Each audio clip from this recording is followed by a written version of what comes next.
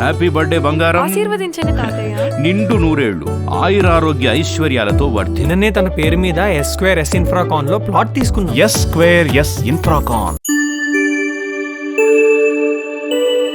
శాంతి అనే అమ్మాయి మా డిపార్ట్మెంట్లో అసిస్టెంట్ కమిషనర్. ఆమె ఇవాళ సస్పెన్షన్లో ఉంది. అంటే ఇది మేము సస్పెండ్ చేసింది కాదు, ఇంతకు ముందే ఈమెని సస్పెండ్ చేయడం జరిగింది. ఈమె గతంలో మా దగ్గర 2019లో ఆమె సర్వీస్ కమిషన్ ద్వారా ఆమె సెలెక్ట్ అయ్యి, అంటే అప్పటికి ఉమ్మడి రాష్ట్రంలోనే సెలెక్ట్ అయింది. రాష్ట్రంలో సెలెక్ట్ అయ్యాక ఆమెకి పోస్టింగ్ డైరెక్ట్ రిక్రూట్మెంట్లో 2020లో ఇచ్చారు. అప్పుడు సర్వీస్ కమిషన్ ద్వారా వచ్చిన దాంట్లో మా దగ్గర అసిస్టెంట్ కమిషనర్ పోస్టుకి డైరెక్ట్ రిక్రూట్మెంట్లో సెలెక్ట్ చేయాలంటే కొన్ని నిబంధనలు ఉన్నాయి. లా గ్రాడ్యుయేట్ అయి ఉండాలి, 3 సంవత్సరాలు లా ప్రాక్టీస్ చేసి ఉండాలి యాజ్ లాయర్గా. ఇవన్నీ ఉన్న వాళ్ళకి ఎలిజిబిలిటీ ఇచ్చాం. ఎలిజిబిలిటీ పెట్టి చేస్తే ఆమె వచ్చింది, సెలెక్ట్ అయింది. సెలెక్ట్ అయిన తర్వాత 3 మాసాలు ట్రైనింగ్ అయింది. ట్రైనింగ్ అయిన తర్వాత ఆమె సెలెక్షన్ కూడా షెడ్యూల్ ట్రైబ్ కమ్యూనిటీలో ఆ కేడర్లో సెలెక్ట్ అయింది. ఈమె రాయలసీమకు చెందిన కర్నూలు జిల్లాకి నంద్యాల ప్రాంతంలో ఉన్న ఎరుకుల బై క్యాస్ట్ రాజ్యాంగంలో ఉన్నటువంటి నిబంధనల మీద కలెక్టర్ సర్టిఫికేట్ అన్నీ ఉన్నాయి. దాన్ని బేస్ చేసుకొని ఆమెకి అది ఇవ్వడం జరిగింది. 3 మాసాలు ట్రైనింగ్ పూర్తయిన తర్వాత ఆమెకి విశాఖపట్నంలో ఆమెకి పోస్టింగ్ ఇచ్చాం. 21/4/2020 assistant commissioner posting, direct posting. ఆమెకు పోస్టింగ్ ఇస్తే 24వ తేదీ వచ్చేది అదే మాసం as assistant commissioner and executive officer చేరినప్పుడు ఒక ఆలయం ఆసిలిమిట్ట అనేటువంటి ప్రాంతంలో శ్రీ సంపత్ వినాయకర్ ఆలయంలో మొదటి పోస్టింగ్. అది ఏసీ క్యాడర్ టెంపుల్. ఆమె ఇక అక్కడి నుంచి ఆమె వివిధ దేవస్థానాల్లో పనిచేస్తూ వచ్చింది. ఎక్కువ సమయం విశాఖపట్నంలోనే చేసింది. తర్వాత శ్రీ ఎర్నిమాంబ అమ్మవారి దేవస్థానం, జ్ఞానపురం, విశాఖపట్నం. తర్వాత కొంతకాలం కనక మహాలక్ష్మి అమ్మవారి దేవస్థానం, గురుజుపేట, ఇలాంటి ఆలయాల్లో ఆమె ఈవోగా ఉంటూ వచ్చింది. Assistant commissioner and executive officer Venugopala Swamy వారి దేవస్థానం, నేమాలి, ఎన్టీఆర్ డిస్ట్రిక్ట్లో కూడా పనిచేసింది. తర్వాత అడిషనల్ ఛార్జ్గా ఉండడం జరిగింది. ఆ తర్వాత తను కృష్ణా జిల్లాలో ఎండోమెంట్ ఆఫీసర్గా ఎన్టీఆర్ జిల్లాలో పనిచేయడం జరిగింది.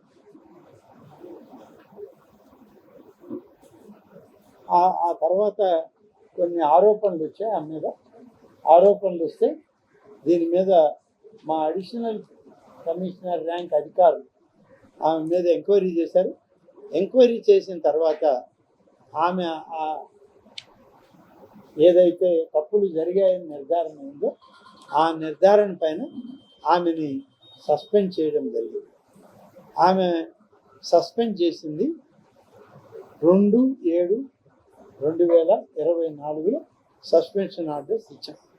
ఆమె సూపర్విజన్ బాగలేదని, జరిగిన అవినీతిలో తప్పులు ఉన్నాయని, పొరపాటు చేసిందని, అడ్మినిస్ట్రేషన్లో కూడా ఆమె సరిగా పనిచేయలేదని అనేక ఆరోపణల మీద డిపార్ట్మెంటల్ ఎంక్వైరీ చేశారు. డిపార్ట్మెంటల్ ఎంక్వైరీలో ఈమె తప్పు చేసిందనే తేలింది. అయితే మేము సస్పెండ్ చేశాం. అయితే ఆమె దురదృష్టం, సస్పెండ్ చేసే టైంకి తెలుగుదేశం ప్రభుత్వం అధికారంలో వచ్చింది. వైసీపీ ప్రభుత్వం ఉంటే అది జరిగి ఉండదేమో నాకు తెలియదు. చాలా విస్తృతమైనటువంటి ఆమెకి పొలిటికల్ సంబంధాలు ఉన్నాయి. అది రాజకీయపరమైన సంబంధాలని అంటాను తప్ప నేను వేరే అనలేను, ఒక మహిళ కాబట్టి. కానీ మీడియాలో చాలా రకాలు వస్తున్నాయి, వాటన్నిటినీ నేను చెప్పగలిగింది కాదు. కానీ మా దగ్గర అనేక ఎంక్వైరీ రిపోర్ట్లు ఉన్నాయి ఆమె మీద. అన్నింటిలో తను తప్పు చేసిందనే ఉంది. దాని మీదే ఆమె దాదాపుగా 4-5 దేవస్థానాల్లో ఆమె సమయంలోనే ఎగ్జిక్యూటివ్ ఆఫీసర్గా చాలా అవినీతికి మార్గాల్ని అన్వేషించింది అని ఆమెని మేము ఇప్పుడు సస్పెన్షన్లో పెట్టాం. కానీ ఇంకొకటి 2 విషయాలు ఏంటంటే, ఆమె విల్లా కొనుక్కోవాలని మా కమిషనర్ పర్మిషన్ పెట్టింది. ఆమె ఎవరైనా ప్రభుత్వ అధికారి తాము ఒక ఆస్తి కొనుగోలు చేయాలంటే వాళ్ళు ఏ ఆస్తి కొనుగోలు చేస్తారో పెట్టాలి. అంటే వాళ్ళు ఉన్నటువంటి జీతం అవన్నీ క్యాలిక్యులేట్ చేసి దానికి ఈక్వల్గా ఆమె ఆస్తి కొనుగోలు చేసుకోవచ్చు, మాకేం అభ్యంతరం లేదు. కానీ పర్మిషన్ ఉండాలి. కానీ ఆమె ఒక విల్లా కొనుగోలు చేయాలని పర్మిషన్ పెట్టింది. ఆ విల్లాకి మా కమిషనర్ పర్మిషన్ ఇవ్వాలి. తర్వాత మళ్ళీ ఒక అపార్ట్మెంట్ కొనుక్కోవడానికి పర్మిషన్ అడిగితే దానికి ఆమె శాలరీ ప్రొవిజన్లో ఉంది కాబట్టి ఆమెకి ప్రొవిజన్లో మేము పర్మిషన్ ఇచ్చినట్టు నాకు ఆఫీసర్లు ఇచ్చిన సమాచారం. నాకు రిటర్న్ కలిపితే ఆఫీసర్లు ఇచ్చిన సమాచారం. ఆమెకు ఒక కారు హోదా ఉంది. ఆమె చెప్పింది పాపం, నేనేమి ఫ్లాట్ కొనుక్కోకూడదా అన్నది, కారు కొనుక్కోకూడదా అన్నది, నేను ఉన్నదాన్నేనయ్యా లేని దాన్ని కాదని, నేను లాయర్గా చాలా మంచి ప్రాక్టీస్ వదులుకొని 54,000 జీతానికి వచ్చానని చెప్పింది. అన్నీ ఆమె చెప్పింది. కాబట్టి పెద్దగా ఇంకా ఆమె వ్యక్తిగత విషయాలని నేను విశ్లేషించగా ప్రభుత్వంలో మాత్రం ఆమె తప్పుల్ని గుర్తించే ఆమె సస్పెండ్ చేసింది. అనాథరైజ్డ్గా ఆమె కొనుక్కోండొచ్చు, మా దగ్గర కొన్నామనే సమాచారం మాకు ఇవ్వాలి. ఇది ఇంకా ప్రభుత్వ పరిధిలో ఉంటుంది. అయితే ఇప్పటి వరకు జరిగేదంతా ప్రైవేట్ కార్యక్రమంగానే ఉంది. భార్యాభర్తలు, ట్విట్టర్ తాతయ్య, తర్వాత ఇంకొక ప్రభుత్వ రెవెన్యూ వకీలు, ప్రభుత్వ రెవెన్యూ శాఖకి వకీల ఈ సుభాష్ రెడ్డి అని ఆయన విజయసాయి రెడ్డికి ఆయన అనుంగు సహచరుడు, లేకుంటే అనుంగు కార్యకర్త, లేకుంటే నాయకుడు. ఎందుకంటే ఆయనది ఈ ఊరు కాదు, ఆయన కర్నూలు దగ్గర ఏదో సుభాష్ రెడ్డి. ఆయన విజయసాయి రెడ్డికి ఆయన నోట్లో నాలుకనే చెప్పాలి.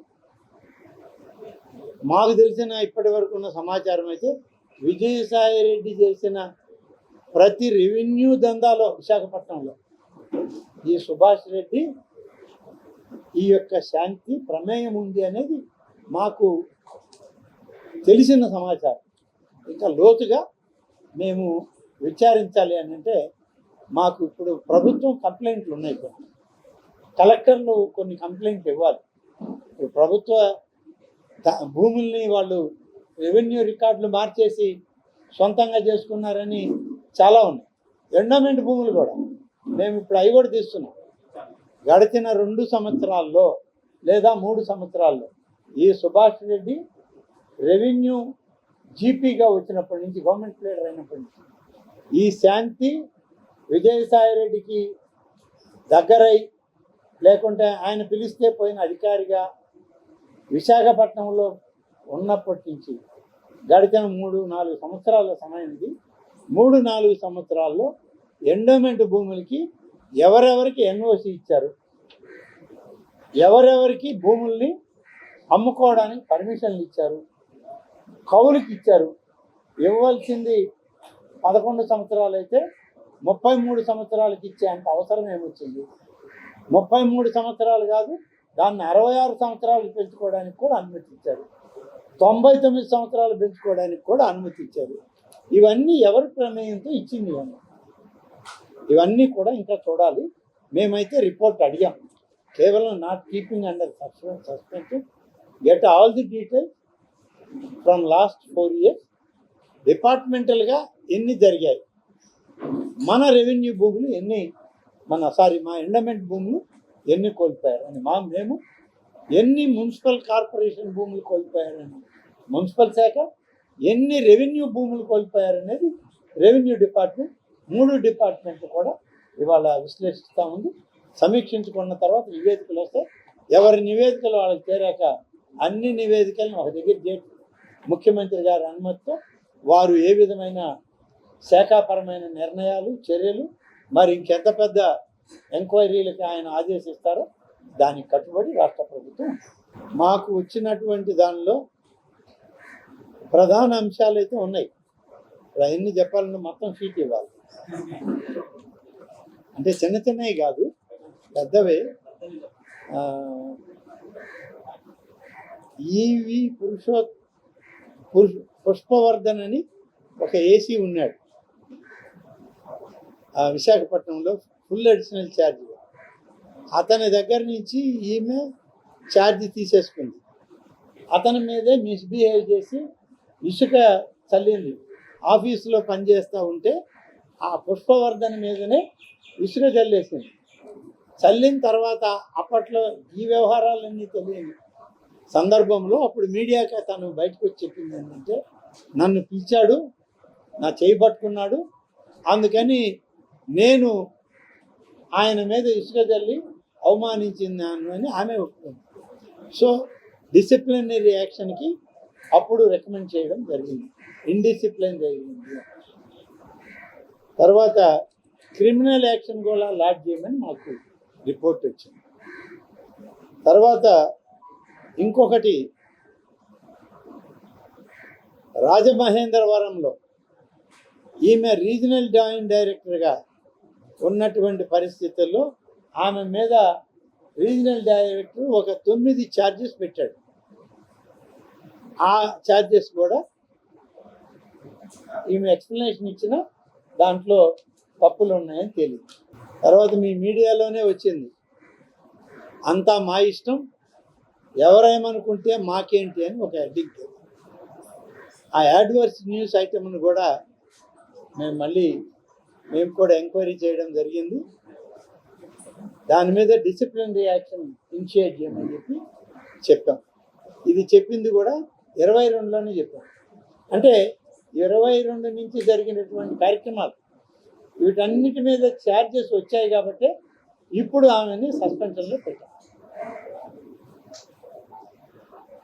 ఈమె ఒక్కటే కాదు, ఈమె ఒక డిప్యూటీ ఇన్స్పెక్టర్ని ఆమె అక్కడ ఈ కార్యక్రమాల్లో వాడుకుంది. అతని పేరు వి శ్రీనివాసరాజు, ఇన్స్పెక్టర్ ఎండోమెంట్స్, డిప్యూటీ కాదు, ఇన్స్పెక్టర్ ఎండోమెంట్స్. అతను కూడా ఇటువంటి విషయాల్లో సంపత్ వినాయకర్ ఆలయంలో వాటిల్లో ఈ తప్పులు చేయడంలో అతని పాత్ర కూడా ఉంది. ఎన్విఎస్ఎన్ మూర్తి జాయింట్ కమిషనర్ గారు ఒక ఎంక్వైరీ చేశారు. వీర వెంకట సత్యనారాయణ స్వామి దేవస్థానం అన్నవరంలో, అక్కడ కూడా ఈమె పైన ఛార్జెస్ ఫ్రేమ్ చేశారు. దాని మీద కూడా ఎంక్వైరీ చేశారు. 2 ఛార్జెస్ వచ్చాయి, అవి కూడా ఛార్జెస్ ఫ్రేమ్ చేశారు. వీటన్నిటి మీద షోకాజ్ నోటీస్ ఇచ్చారు. ఇచ్చిన తర్వాత ఆమెను తర్వాత మళ్ళీ ఏం చేశారంటే, ఆమెను బహుశా ఆంధ్రజ్యోతి పేపర్లో కూడా ఈమె మీద, అది ఇటీవల జూన్లో వచ్చిన న్యూసెస్ అవన్నీ, వాటి మీద కూడా రీజనల్ జాయింట్ డైరెక్ట్ కమిషనర్ ఆయన మళ్ళీ ఎంక్వైరీ చేశాడు, ఒక సబ్మిట్ చేశాడు. తర్వాత ఈమె పైన ఫైనాన్షియల్ లాస్లు ఎక్కువగా ఉన్నాయి అని చెప్పి డిస్ట్రిక్ట్ ఎండోమెంట్ ఆఫీసర్ ఎన్టీఆర్ డిస్ట్రిక్ట్లో ఆమె మీద 9 ఛార్జెస్ ఫ్రేమ్ చేశారు. అవన్నీ కూడా ఎక్స్ప్లెనేషన్ అడిగితే ఇంకా సస్పెన్షన్ అయినా కూడా ఆమె ఇంకా ఎక్స్ప్లెనేషన్ ఇవ్వమాట, అవి కూడా చూడాల్సింది ఉంది. తర్వాత ఎఫ్ఐఆర్ అగెన్స్ట్ శాంతి, అసిస్టెంట్ కమిషనర్ ఎండోమెంట్స్లో ఈ మీద ఎఫ్ఐఆర్ కూడా అరిలోవా పోలీస్ స్టేషన్లో కేసు రిజిస్టర్ అయింది. Case number 333/2022, case number under section 449, 323, తర్వాత 509 రెడ్ విత్ సెక్షన్ 34 ఐపీసీ అని ఈ మీద అసిస్టెంట్ కమిషనర్ గారి మీద పెట్టడం జరిగింది. ఈ కంప్లైంట్ల మీద ఈమెకి కేసు ఎలా వచ్చిందంటే D Meena wife of D Ashok Chakravarthi అనే అతను కేసు స్టేషన్లో రికార్డ్ చేశారు. యాజ్ పర్ కంటెంట్స్ వాళ్ళు ఎఫ్ఐఆర్ బుక్ చేశారు. కాల్ డేటాను మా దగ్గర లేదు. అంటే కాల్ డేటా ఇవన్నీ మా ఇన్వెస్టిగేషన్లో మేము చేయము, అది పోలీస్ ఇన్వెస్టిగేషన్లో చేయాలి. అది అంత దూరం పోలేదు. ఇంకా ఇవాళ పూర్తిగా ఎక్కడెక్కడ ఏమి జరిగాయనే విచారణలోనే మేము కూడా ఉన్నాం. ఆ విధంగా చేస్తే ఈమెకి ఒక కొత్త రిపోర్టు 7/24కి stating that K Shanthi commission has committed certain lapses అని 6 దేవాలయాలు కూడా ఈమె తప్పులు ఈమె చేసిన దేవాలయాలు group of temples 6B temples C టెంపుల్స్లో తప్పులు జరిగాయని ఆమె మీద నోట్ వచ్చింది. దాని మీద కూడా మేము ఇనిషియేట్ చేసాం. కాబట్టి ఈమె అదే కాదు, ఒక రిపోర్ట్ వచ్చింది మాకు ఏంటంటే ట్విట్టర్ తాతయ్య పెట్టిన ట్వీట్కి ఈమె ఒక ట్వీట్ పెట్టింది. ఆ ట్విట్టర్ తాతయ్య ఎంపీ విజయసాయి రెడ్డి గారు పెట్టారు రాజ్యసభ. ఆయన పెడితే ఇది ఎప్పుడు మే 2023 ఆ ప్రభుత్వం వచ్చాక ఏదో పెట్టింది, తప్పు చేసింది అని కాదు, అప్పుడే పెట్టింది. ఎప్పుడు ఎలా మాట్లాడాలో మీకు బాగా తెలుస్తారని ఆయన్ని ఉప్పొంగే విధంగా ప్రోత్సహించే విధంగా పాపం ఆమె పెట్టి, మీరు పార్టీకి స్పైనల్ కార్డ్ లాంటి వాళ్ళని కూడా ఆమె ట్వీట్లో మెన్షన్ చేసింది. అంటే వైసీపీ పార్టీకి జగన్మోహన్ రెడ్డి కాదు, లేకుంటే జగన్మోహన్ రెడ్డి హెడ్ అయితే ఈయన వెన్నుపూస, ఆ హెడ్ నిలబడాలంటే ఈ వెన్నుపూస కావాలి. కాబట్టి వెన్నుపూస మీరని ఆమె ప్రోత్సహించింది. సరే, ఆమెకి అంత ఎమోషనల్ ఎందుకు అయిందో పాపం, ఆయన వెన్నుపూస చూడాల్సినంత అవసరం ఏమొచ్చిందని నాకు తెలియదు. అది వైసీపీ పార్టీకి, ఈమె ప్రభుత్వ అధికారి, ఈమెకు అవసరం లేదు. అవసరం లేని పనులన్నీ కూడా ఈమె బాహాటంగానే చేసినట్లు, బాహాటంగానే ట్వీట్ల ద్వారా, మన వాట్సాప్ల ద్వారా, అనేక ఆమె తీసుకున్న నిర్ణయాల ద్వారా వెల్లడవుతుంది. ఇంకా డీటెయిల్డ్ రిపోర్ట్ రావాలి మాకు. We are awaiting detailed report. మేము 3 men కమిటీని ఆర్డర్ చేస్తున్నాం. అడిషనల్ కమిషనర్ స్థాయిలో మా విజిలెన్స్ కమిటీ కూడా చేస్తుంది. వాళ్ళ మీద చేసి అసలు మా ఎండోమెంట్ డిపార్ట్మెంట్ని మేము రక్షించుకోవాల్సిన పరిస్థితి మా అసిస్టెంట్ కమిషనర్ మీదనే వల్లనే మాకు ఏర్పడదు. అసలు సాక్షాత్తు దేవాదాయ ధర్మాదాయ శాఖని ఇవాళ రక్షించుకోవడానికి ఒక అసిస్టెంట్ కమిషనర్ ఇంత పని చేసిందని మాకే ఆశ్చర్యం వేసి మేమే ఎంక్వైరీ చేసుకున్నాం. ఇప్పుడు ఆ ఎంక్వైరీ రిపోర్ట్ వస్తే మేము ఆ ఎంక్వైరీ రిపోర్టుని ముఖ్యమంత్రి గారి దృష్టిలో పెట్టి తదుపరి చర్యకి మేము ముందుకు పోవాల్సిన అవసరం. బహుశా ఒక వారం రోజుల లోపల రిపోర్ట్ కంప్లీట్గా తీసుకుంటాం. మా టీమ్స్ అన్నీ ఇప్పటికే పనిచేస్తాయి.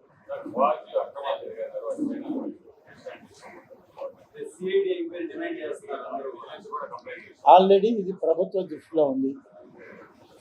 మైనింగ్ మినిస్టర్ కూడా మేము సీఎం గారు ఇన్స్ట్రక్షన్స్ ఇవ్వడం జరిగింది.